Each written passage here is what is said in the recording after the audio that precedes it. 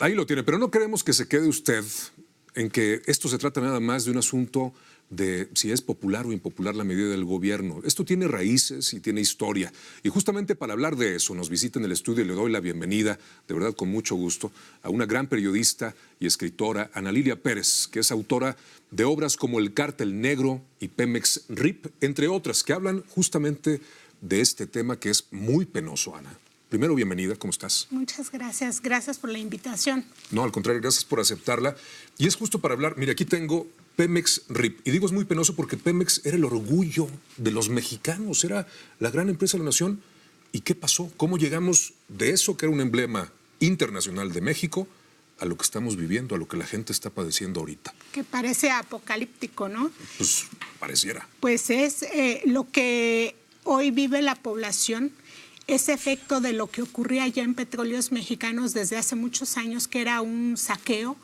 El saqueo en las tomas clandestinas, yo las pongo entre comillas, porque la mayor parte del saqueo a Petróleos Mexicanos es por parte del propio personal de Petróleos Mexicanos. Las tomas clandestinas representan el 20% de lo que se le roba a Pemex. El otro 80% responde a una estructura bien organizada desde dentro de la petrolera, y el robo de combustible es uno de los eslabones. Pero ¿cómo llegamos a eso? Bueno, tuvimos una de las empresas petroleras más importantes a nivel mundial, una de las primeras 11 petroleras que generaban más ingresos y que, bueno, debía reflejarse en la economía de los ciudadanos. Pemex aportaba el 47% del Producto Interno Bruto. Dependíamos de Pemex. Así es. País. México tenía una economía petrolizada y si bien todavía es uno de los activos principales que se tienen en este país, el robo de combustible es solamente uno de los eslabones de saqueo. En Petróleos Mexicanos hay muchas maneras de robo y lo que hoy se ve es producto de todo ese saqueo que empezó como un robo hormiga hasta convertirse en una estructura bien organizada que al momento en que quieres combatirla es como si golpearas en un avispero. Entonces todo está pululando. Es lo que estamos viendo ahora. ¿Tú qué opinas? Bueno, es un retrato terrible este que nos haces, pero tú has investigado más de 15 años, no estás hablando por hablar, tienes documentos, tienes las pruebas y aquí están estos libros.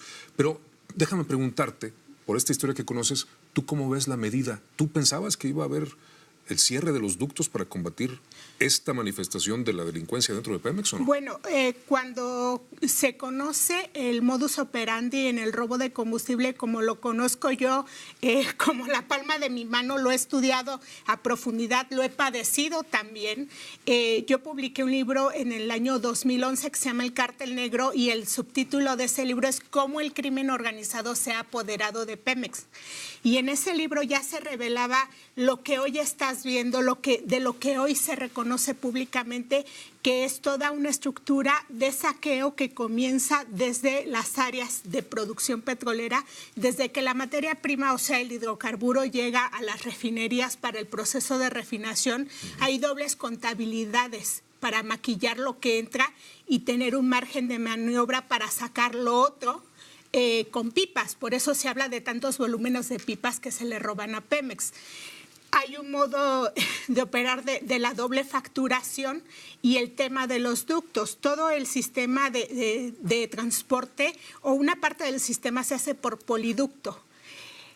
Llegó a tal nivel de organización el crimen dentro de Pemex que desde la torre de Marina Nacional, es decir, desde el corazón de Petróleos Mexicanos, la gente que tenía a su cargo el monitorear el sistema de ductos que está monitoreado las 24 horas a través del sistema SCADA, es como si tú y yo estamos viendo en un monitor lo que está pasando en todo el país.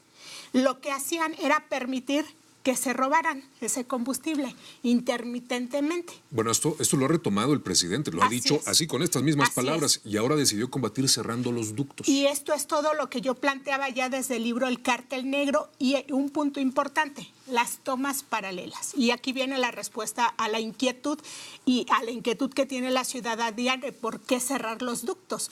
Bueno, en la red de poliductos de Petróleos Mexicanos hay todavía porque al parecer se está desmantelando una parte de esto, no sé qué tanto avance haya, pero redes paralelas. ¿Qué significa? Que tenías tu red legal, pero al lado tenías conexiones alternas. ¿Quiénes realizaban esas conexiones? El personal de Petróleos Mexicanos. A ver, una pregunta, ¿un plomero muy avesado, muy hábil, puede manipular una tubería de este tipo? No, por supuesto que no. Y un ciudadano común no sabe dónde se ubican los ductos de Pemex, ni sabe dónde, en qué tiempo va a correr tal o cual hidrocarburo. Por el poliducto pueden pasar los más diversos productos de Petróleos Mexicanos y cuando hablamos de huachicolero debemos quitarnos esa idea de la gente que llega a perforar y se lleva su garrafoncito. Eso así no es como funciona el robo de combustible.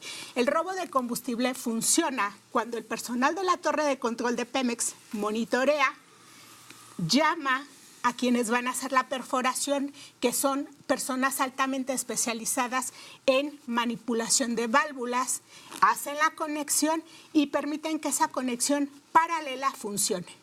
Hay otra modalidad que se le llama toma en caliente.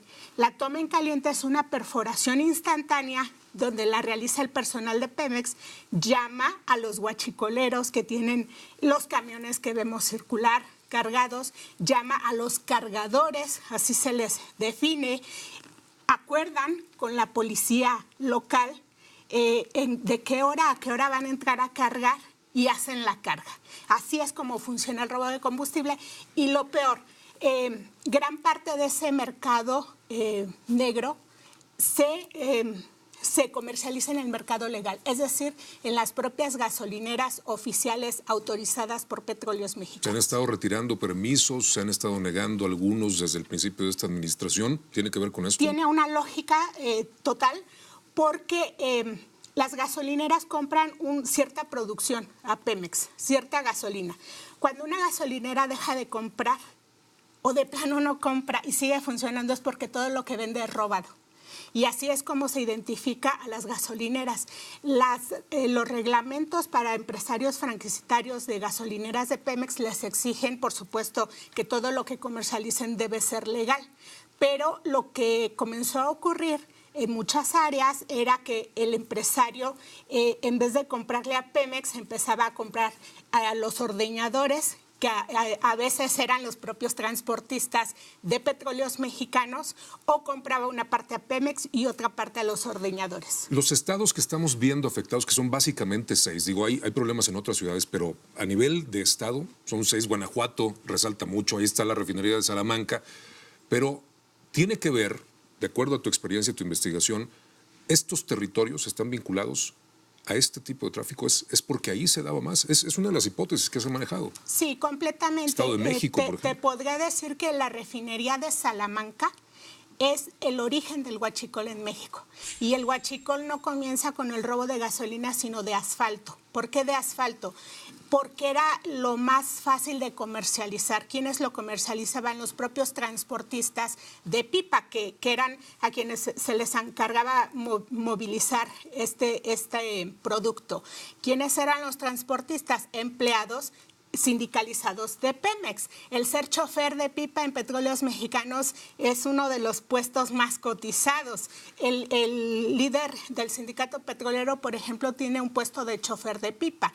El personal sindicalizado es altamente responsable en este robo. ¿Por qué? Porque son quienes controlan todos los procesos de producción. La gente encargada también cotidianamente de manipular los ductos, de darles mantenimiento, de hacer las labores en los campos, son personal sindicalizado. Sin embargo, de esta responsabilidad no se puede eximir a personal de confianza porque en las refinerías, en las terminales de almacenamiento, los jefes son personal de confianza. ¿Los directores de Pemex no saben de estas cuestiones? El director de Pemex cada día recibe un informe en tiempo al día de lo que está entrando a una refinería y lo que llega a una terminal de almacenamiento. Y los números nunca cuadran. Y si los números no te cuadran, es porque hay robo.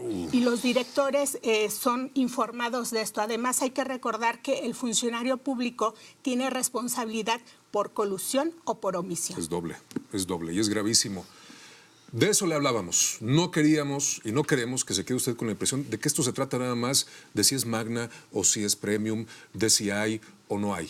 Es un asunto mucho más profundo y si usted quiere conocer todos los detalles, la historia, más de 15 años de investigación de esto que acaba de escuchar, esta es la mujer que se ha aventado ese tiro y ella es la que más sabe de toda esta historia. Este es el libro más reciente, es Pemex RIP. Hoy sabemos la situación de Pemex.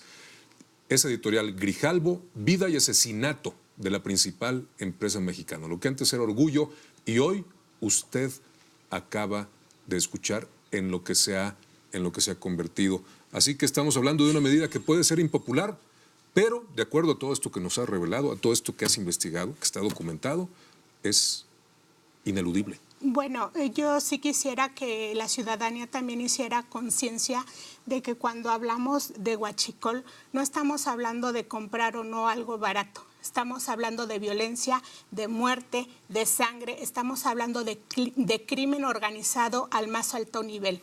Entonces, considero que la cruzada contra el huachicol no debe ser del gobierno, es una cruzada de toda la ciudadanía. Pues ahí está.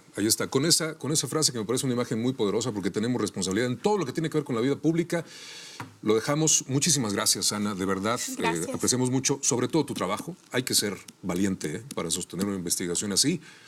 Que estés muy bien y te esperamos próximamente porque es algo, usted lo entenderá, que va a seguir dando de qué hablar. Muchas gracias. Con todo gusto. Mucho éxito. Gracias.